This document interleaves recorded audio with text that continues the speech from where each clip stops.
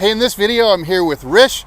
He's going to help me demonstrate some of the finer points of making a really good pivot, the hip action, the way it kind of filters into the knees and the feet, and it's all coming up right after this.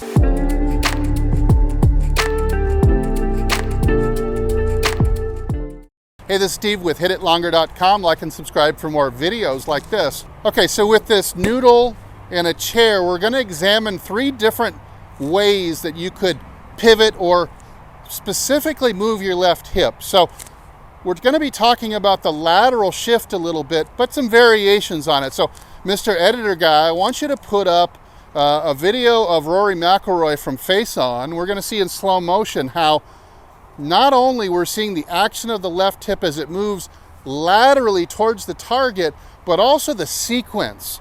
The sequence, you can see that the left hip gets going laterally even just before the downswing starts. So as he starts to finish the backswing, you start to see that left hip start kind of stepping towards the target. Unfortunately, most golfers out there are doing some other variation of this. Now, in Rish's case, he's doing mostly good, but we're working on a little bit more efficient pivot or use of the hips. So we're using the noodle and the chair. We can demonstrate better for you what we're working on here. All right, let's take a look at hip action from the Face On, just like we were looking at a Rory McIlroy. Go ahead and set up. You've got a 7-iron here.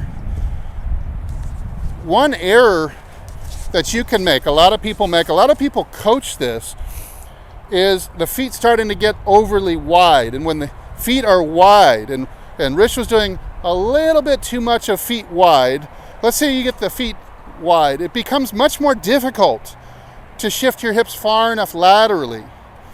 It starts to become more difficult to hit the ball with the divot in front, hit the ball straight, hit the ball for power. So we're narrowing up here. Now, from the Face On angle, we're looking for, remember that Rory McIlroy target word shift. So I'm holding this. Rory shifts about 6 inches laterally. Of course, Rich is still growing into being bigger than Rory for now. So he's not going to be 6 inches. He might be 4.5. So why don't you take the club back about 4 hours and stop. And leave the club back there and just start to drive your left hip into and through the noodle here. Just return it to the wall, drive it through, right. And so now we have, this is what I meant in the intro, nice freeze, that the left hip and creating, of course, you're creating a force by pushing the ground that way, and that will claw your body target words. So you can see he's covered laterally the distance, he's pushed and broken through this line here. But other ways you can key in on this are where's the weight in your feet. So he's feeling now more weight on the outside of his left heel. You can see in the foot that it's starting to look a little bit rolled out. Go ahead and roll that foot to that.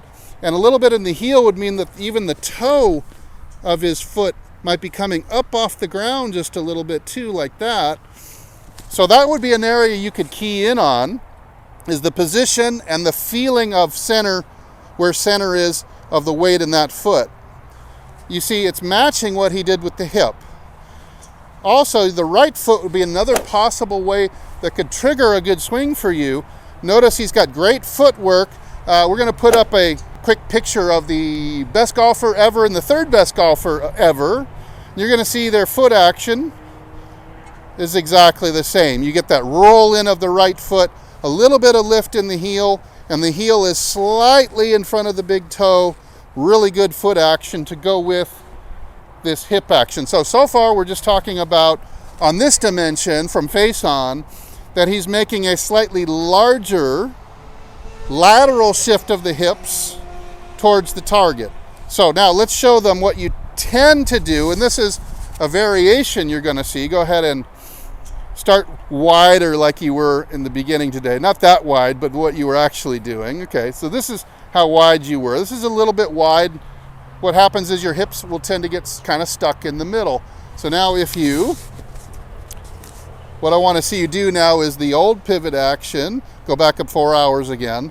Now stay inside the noodle and lift the chair off the ground, pivoting inside of it, and relocate that left foot almost if you can. Jump that left foot back. So the left foot was doing a little bit of a jump and retreat move. which I don't mind if it's minimal, but once it starts happening way before impact, it's almost like Mike Austin used to say, you're stepping to first base to throw home instead of stepping home to throw home. So because the pelvis was staying in the middle, the right foot had a lot of weight on it. It was very easy to relocate the left like this, but of course it's very hard to punch if my weight is going this way. You're not going to deliver a very powerful punch. And in Rish's case, the shots were going toey, drop kick, a little behind it, and closed face, kind of like a start left and hook a little further left shot.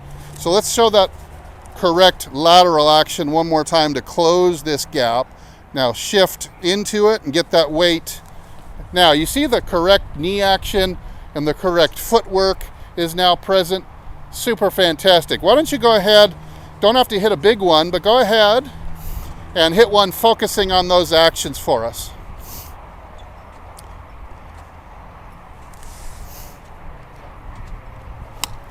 So much better. Now in Rish's case, and Rish is rare, Rish is a jumper. So he's going to, it's kind of natural for him. You're starting to see this kind of wave of coaching where they want you to get tall, sit down, and then stand up and almost jump. And some people just do it naturally because it's the way that they learn how to create power, and they just learn how to do this naturally.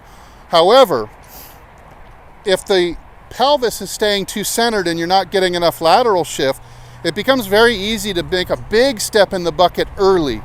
And in that case, he was having a hard time reaching the ball, so he'd toe it, kind of pull it off to the left. So what we're after with Rish in this case is, as the pivot moves over, bigger laterally, earlier, like you saw in the Rory video, the good footwork, the good knee work, for him it makes the left foot a bit quieter.